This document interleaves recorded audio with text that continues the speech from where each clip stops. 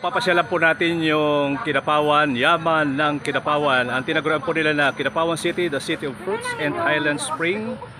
Kita po ninyo, iba't ibang klase po ng prutas ang display po ng Kidapawan City. At maging yung kanila po mga pangunahing mga tanim ay nakadisplay din po. Saka yung mga finished products po nila na galing po sa iba't ibang klase po ng prutas. Kaya kung halimbawa, ang mga kababayan po natin na napakadapo rito sa boss po ng Kidapawan, marami po kayo pwede mapagpilian. Meron po tayo mga iba't ibang mga candy.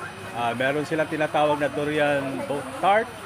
At saka ng iba pa, Highland Spring Coffee. Paano kaya naging Highland Spring Coffee yan? Siguro masarap yan.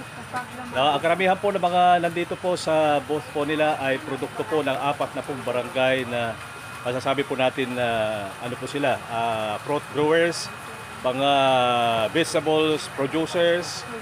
At saka ito pong Kidapawan, ibang-iba po kasi ang Kidapawan. Kung pag-uusapan po natin ay ukol po sa yamang likas po dito.